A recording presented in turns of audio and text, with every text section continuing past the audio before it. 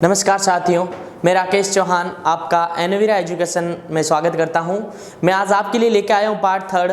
इससे पहले हमने 2 पार्ट पढ़े थे, उसमें हमने जे थॉमसन का परमाणु मॉडल पढ़ लिया था और जॉन डाल्टन का परमाणुवाद पढ़ लिया था। और आज हम बेहद इंपॉर्टेंट टॉपिक स्टार्ट करने जा रहे हैं।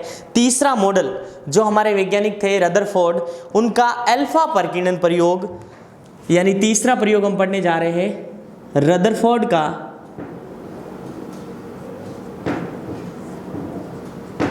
रदरफोर्ड का अल्फा प्रकीर्णन प्रयोग। अब इस प्रयोग को पढ़ने से पहले हमें ये पता होना चाहिए अल्फा पार्टिकल्स यानी अल्फा कण क्या होते हैं। तो मैं आपको एक बार पहले बता देता हूं अल्फा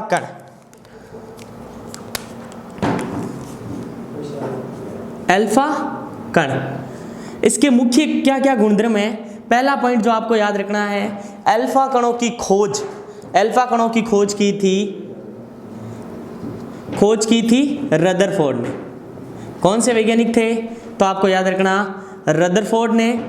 दूसरा पॉइंट याद रखना है कि इसकी प्रकृति कैसी होती है। अल्फा कण पे कौन सा चार्ज होता है, धनात्मक होता है या ऋणात्मक होता है, या अल्फा कण क्या होता है, उदासीन होता है। तो इनमें से अल्फा कण होता है जो धनावेशित होता है, अल्फा कण धनावेशित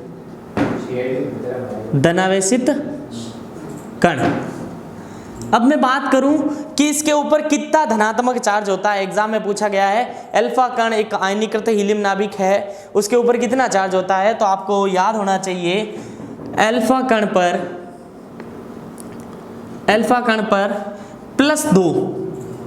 प्लस दो धनात्मक चार्ज, यानी धनात्मक आवेश, यानी अल्फा कण की खोज की थी रदरफोर्ड ने।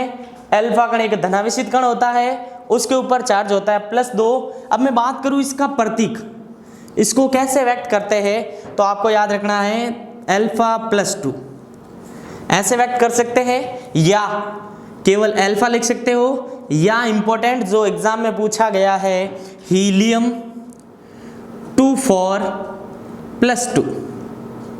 अल्फा कण के 4 गुणधर्म। और पांचवा देखना, जो अब पूछ ले आपको कि अल्फा कण में कितने प्रोटॉन होते हैं या कितने न्यूट्रॉन होते हैं। तो इससे पहली वाली क्लास में हमने प्रोटॉन की संख्या या न्यूट्रॉन की संख्या, परमाणु क्रमांक और परमाणु द्रव्यमान संख्या निकालना सीखा था। तो अब हमें पता चल गया अल्फा कण एक ये क्या है, आयनीकृत हीलियम नाभिक। आयनीकृत का अर्थ होता है कि इसके ऊपर किसी न किसी प्रकार का आयन है। कौन सा है? धनात्मक आयन है। आयनीकृत हीलियम नाभिक। अगर अल्फा कण के बारे में क्वेश्चन पूछा जाएगा तो कथन निष्कर्ष में पूछा जाए कि अल्फा कण पर धनात्मक आवेश है, तो राइट करना अल्फा कण पर +2 धनात्मक होता है, ये एक आयनीकृत हीलियम नाभिक होता है। अब मैं बात करूं इसमें प्रोटॉन तथा न्यूट्रॉन की संख्या, तो इधर ध्यान देना अल्फा कण का प्रतीक क्या है, He2. अब इसकी अगर मैं तुलना करूं एक परमाणु से Z और A से, तो यहां से Z क्या निकल के आएगा, 2। तो Z की वैल्यू हमारे पास आएगी 2 और वैल्यू A की वैल्यू हमारे पास आएगी 4। अब अगर हमें निकालना है न्यूट्रॉन कि इस आयनीकृत हीलियम नाभिक या अल्फा कण में न्यूट्रॉन की संख्या कितनी है, तो हमारे पास फॉर्मूला जो पिछली क्लास में हमने पढ़ा, और ये तो फॉर्मूला आपको याद रखना है, n = a - z। हमारे पास a की वैल्यू कितनी है, 4, z की वैल्यू 2, तो नंबर ऑफ न्यूट्रॉन यानी न्यूट्रॉन की संख्या कितनी आएगी, 2। तो यहां से एक फैक्ट के रूप में क्वेश्चन निकल के आता है कि अल्फा कण में कितने प्रोटॉन तथा कितने न्यूट्रॉन होते हैं कथन के रूप में। तो आपको छठा पॉइंट याद रखना है, अल्फा कण में 2 प्रोटॉन तथा 2 न्यूट्रॉन होते हैं। ये भी अल्फा कण के लिए कथन सत्य है, क्योंकि हमें पता है अल्फा कण क्या है, एक आयनीकृत हीलियम नाभिक, और हम हीलियम का नाभिक जानते हैं, उसका परमाणु क्रमांक 2 और परमाणु भार 4। और हीलियम सबसे पहली अक्रिय गैस और सबसे हल्की अक्रिय गैस, और वायुयान के टायरों में हीलियम भरी जाती है। जैसे समुद्री गोताखोर समुद्री यात्रा के दौरान हीलियम गैस को ही ले जाते हैं, क्योंकि ये किसी अन्य गैस के साथ रिएक्शन नहीं करती, यानी क्रिया नहीं करती, क्योंकि एक अक्रिय गैस है। या 18वां वर्ग जिसका अष्टक पूर्ण है। अब मैं एक अल्फा कणों के एक बात करूं जो बेहद इंपॉर्टेंट है कि अल्फा कणों के बारे में रोचक तथ्य है जो लेवल के एग्जाम में पूछा जाता है। जैसे फर्स्ट ग्रेड एग्जाम में पूछा गया क्वेश्चन है कि जब भी किसी रेडियो सक्रिय नाभिक से अल्फा कण कहां से उत्सर्जित होते हैं, रेडियो सक्रिय नाभिक से उत्सर्जित अल्फा कण होगा तो उसके परमाणु भार तथा परमाणु क्रमांक में क्या परिवर्तन होगा, तो नीचे आपको कथन के रूप में मिलेगा। तो जैसे अब हमें पता है, मैं मान लूं कोई ये परमाणु हमारे पास है Z और A, ये कोई परमाणु है। अब यहां से अल्फा कण उत्सर्जित होंगे तो एक नया परमाणु या नए परमाणु का निर्माण होगा। जब भी नया परमाणु का निर्माण होगा, मैंने मान लिया नया परमाणु क्या निर्माण हुआ, Y, तो अल्फा कण के दौरान, केवल और केवल किसके दौरान, अल्फा कण के दौरान, तो उसका परमाणु क्रमांक में कितने की कमी होगी, 2। और ये चीज आपको यहां पता होनी चाहिए। पिछली क्लास में मैंने बताया था Z को बोला जाता है परमाणु क्रमांक। क्या बोला जाता है, परमाणु क्रमांक। तो जब भी अल्फा कणों का उत्सर्जन होता है तो परमाणु क्रमांक में 2 की क्या आएगी, कमी। और ठीक इसी प्रकार अगर परमाणु भार में क्या परिवर्तन होगा, तो परमाणु भार में कमी हो जाएगी 4 की। तो साथ में कौन सा कण उत्सर्जित होगा, एक अल्फा कण। कौन सा कण, अल्फा कण। तो कथन के रूप में याद रखना है, जब भी किसी रेडियो सक्रिय नाभिक से अल्फा कणों का उत्सर्जन होता है तो नए परमाणु में परमाणु क्रमांक में कितने की कमी, 2 की, परमाणु भार में 4 की। तो एक और हो जाएगा इनके बारे में फैक्ट के रूप में, जब अल्फा कणों का उत्सर्जन, जब अल्फा कणों का उत्सर्जन होता है तो परमाणु भार में, परमाणु भार में 4 की कमी। और ध्यान रखना ये चीज इंपॉर्टेंट है, क्रमांक, परमाणु क्रमांक में कितनी कमी होगी बच्चों, परमाणु क्रमांक में कमी होगी 2 की। ये कथन के रूप में याद रखना। हमने अल्फा कणों के गुण पढ़े और एक गुण जो था कि हमें पता होना चाहिए अल्फा कण पर कौन सा आवेश। अब यहां से हमें पता चल गया कि अल्फा कण की खोज तो रदरफोर्ड ने की, और उनके ऊपर चार्ज कौन सा होता है, एक बार फिर बता दूं, धनावेशित कण होता है, धनात्मक चार्ज। अल्फा कण पर +2 धनात्मक आवेश होता है, इसका प्रतीक +2 अल्फा, या वेरी इंपॉर्टेंट आयनीकृत हीलियम नाभिक। अगर पूछ ले अल्फा कण में कितने प्रोटॉन होते हैं तो आपका आंसर होना चाहिए 2 प्रोटॉन, और साथ ही साथ न्यूट्रॉन की संख्या कितनी होती है, तो 2 न्यूट्रॉन। और यहाँ पे मैंने ये सिद्ध करके बता दिया अभिक्रिया के रूप में। आपको अभिक्रिया के रूप में भी क्वेश्चन पूछा जा सकता है। 4 रिएक्शन दे दी और पूछ ले कौन सी अभिक्रिया में अल्फा कणों का उत्सर्जन हो रहा है, तो इस फैक्ट के आधार पर जब भी अल्फा कणों का उत्सर्जन होता है तो परमाणु भार में 4 की कमी, यानी यहाँ पे ये A था, इसमें कितनी कमी हो रही है, 4 कम। और ये Z था, यहाँ कितने कम हो रहे हैं, 2 कम। यानी कोई भी नया परमाणु बनेगा तो उसमें परमाणु भार में 4 की कमी और परमाणु क्रमांक में 2 की कमी, तो कौन सा कण उत्सर्जित होगा, अल्फा कण। तो इस प्रकार हमने अल्फा कणों की सामान्य जानकारी जान ली। अब अगर हमें अल्फा कणों का गुण पता है कि कौन सा चार्ज होता है, तो अब हम आसानी से रदरफोर्ड का परमाणु मॉडल पढ़ सकेंगे। तो रदरफोर्ड का अल्फा प्रकीर्णन प्रयोग, तो हमने अभी सामान्य जानकारी पढ़ी किसकी, अल्फा कणों की। अगर अल्फा कणों के बारे में हमें जानकारी है तो ये प्रयोग आपको आसानी से समझ में आएगा। तो इनको हम कथन के रूप में पढ़ेंगे केवल। तो सन 1911 की बात है, यानी सन 1911 में एक वैज्ञानिक थे रदरफोर्ड। सन 1911 में वैज्ञानिक कौन से थे, आपको याद रखना है, रदरफोर्ड। रदरफोर्ड कौन सा प्रयोग दिया था इन्होंने, अल्फा प्रकीर्णन प्रयोग। कौन सा प्रयोग, अल्फा प्रकीर्णन प्रयोग। तो आपको अगर एग्जाम में क्वेश्चन पूछे अल्फा प्रकीर्णन प्रयोग कौन से वैज्ञानिक ने दिया, तो रदरफोर्ड ने। सन पूछे तो 1911 में। अब मैं बात करूं इन्होंने क्या किया, इन्होंने लगभग 20,000 अल्फा कण लिए। कितने, 20,000 अल्फा कणों की बौछार एक स्वर्ण पन्नी पर करवाई। किस पर करवाई, स्वर्ण पन्नी पर।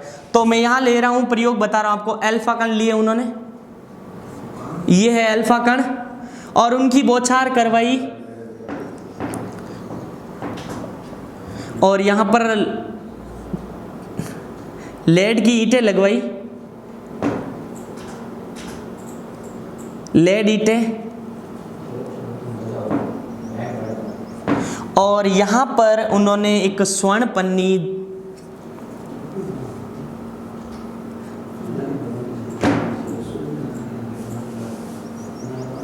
यहां उन्होंने लगाई थी स्वर्ण पन्नी अपने प्रयोग में, पतली झिल्ली, स्वर्ण झिल्ली। अब एग्जाम में छोटे से छोटा क्वेश्चन पूछा जाता है स्वर्ण का प्रतीक, रेलवे डी ग्रुप में पूछा गया है स्वर्ण का प्रतीक यानी AU।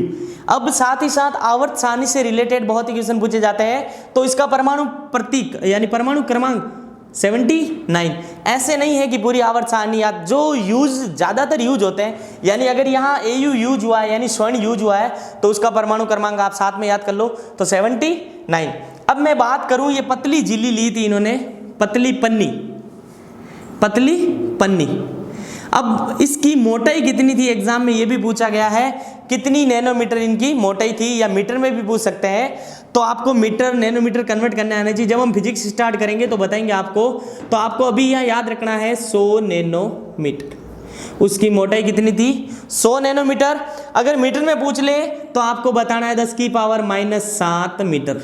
अब मैं बता दूं ये आया कैसे, थोड़ा 1 नैनोमीटर 10⁻⁹ मीटर। अगर 1 नैनोमीटर बराबर 10⁻⁹ मीटर है तो 100 नैनोमीटर बराबर कितना होगा, 1 के इक्वल में है 10⁻⁹, तो इसी प्रकार हमें चाहिए 100 नैनोमीटर, तो 100 × 10⁻⁹ गुणा कर लूं मीटर। इसको मैं क्या लिख सकता हूं, 100 को 10⁻² × 10⁻⁹। जब भी आधार समान हो तो घातें क्या होती है, जुड़ती है। माइनस के 7 में से प्लस के दोगे तो पीछे बचेंगे माइनस के 7, माइनस के 9 में से प्लस के दोगे तो पीछे बचेंगे 10⁻⁷ मीटर। तो एग्जाम में ये भी पूछा जाता है कि मीटर में कितनी उसकी मोटाई थी, तो स्वर्ण पन्नी की मोटाई याद रखना 100 नैनोमीटर, और मीटर में पूछ ले तो 10⁻⁷ मीटर। लगभग इन्होंने 20,000 अल्फा कण 20,000 अल्फा कण लिए और उनको लेड ईंटों से निकाला और स्वर्ण पन्नी पर बौछार करवाई। ये लगी हुई है स्वर्ण पन्नी बीच में, और यहां पे उन्होंने एक ZNS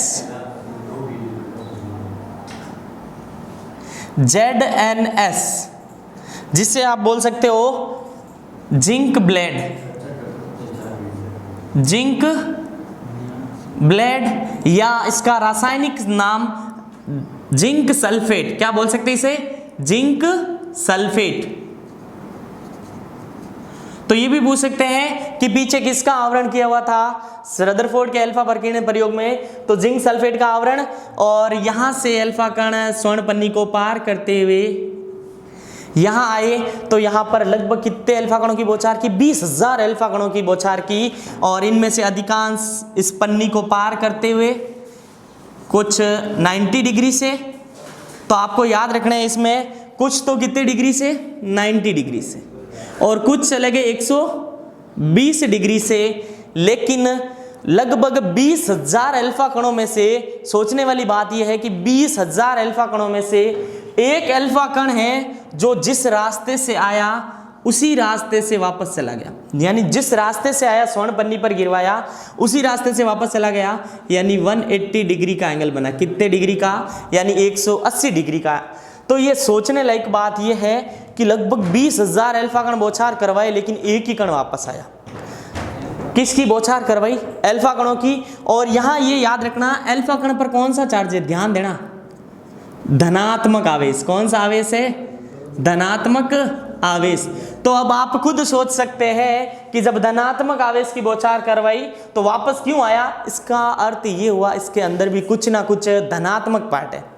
साइंस में जब भी दो समान आवेश हो तो उनके बीच प्रतिकर्षण होता है, और दैनिक जीवन में भी देख लो, जब सामने वाला बराबरी का हो तो प्रतिकर्षण होगा, अगर एक कम ताकतवर और एक अधिक हो तो अधिक वाला आसानी से जीत जाएगा। लेकिन यहाँ पर कौन सा चार्ज है, ये एक ध्यान देने योग्य बात है। यहाँ पर कौन सा चार्ज है, यहाँ पे चार्ज है धनात्मक। कौन सा चार्ज है, धनात्मक। धनात्मक चार्ज है, या अल्फा कण भी क्या है, धनात्मक चार्ज। इस कारण अल्फा कण वापस उसी मार्ग में लौट गया।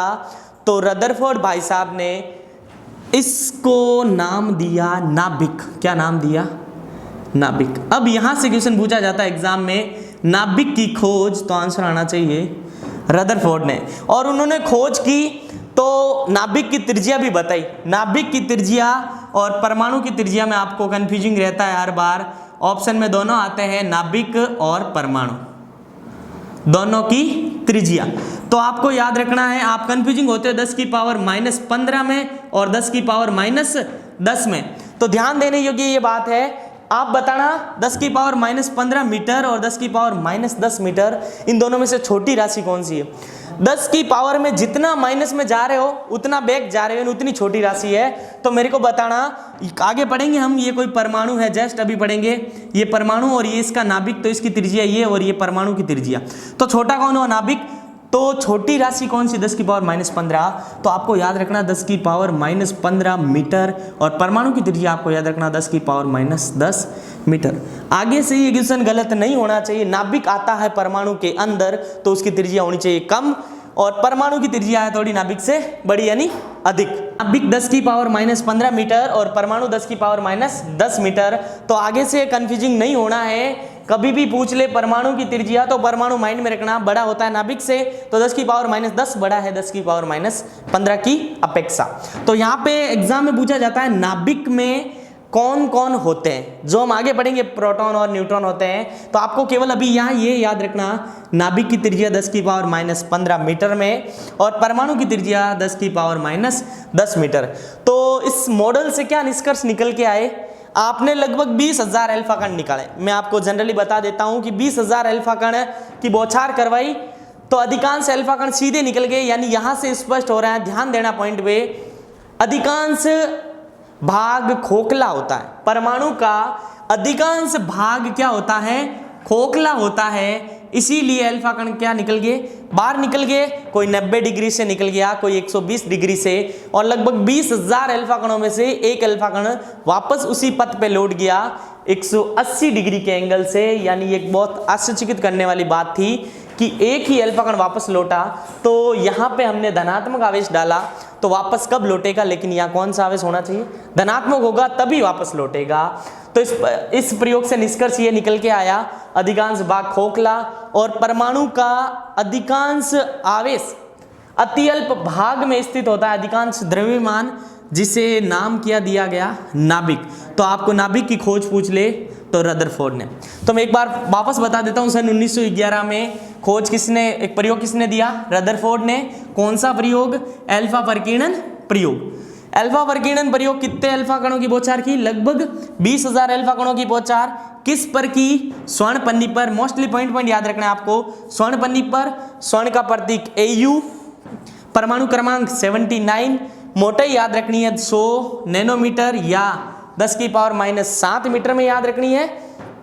1 नैनोमीटर एग्जाम में पूछा गया कि उसने 1 नैनोमीटर क्या होता है, तो 10 की पावर -9 मीटर। और यहाँ पे ये पर्दा किसका था, पीछे किसका लेपन किया हुआ था, तो आपको नाम याद रखना है जिंक ब्लेड या जिंक सल्फाइड। तो इस प्रकार ये प्रयोग यहाँ पे रदरफोर्ड का अल्फा परिकीर्णन प्रयोग। तो इस प्रकार आज की क्लास में हमने रदरफोर्ड का अल्फा परिकीर्णन प्रयोग पढ़ा और अल्फा कणों के गुणधर्म पढ़े थे। तो एक बार मैं फिर बता देता हूँ क्या क्या पढ़ा हमने। रदरफोर्ड का अल्फा परिकीर्णन प्रयोग, और ये प्रयोग पढ़ने से पहले हमने ये पढ़ा था इसी क्लास में, अल्फा कण क्या होते हैं, इनके गुण पढ़े थे। और आगे आने वाली क्लासों में हम पढ़ेंगे तीनों का कंबाइंड मॉडल, परमाणु मॉडल। तो अगर आप इस चैनल पे नए हैं तो चैनल को सब्सक्राइब जरूर करें, और इस वीडियो के नीचे जो लिंक दे रखा है हमारे फेसबुक का, आप उसी के साथ जुड़े। धन्यवाद।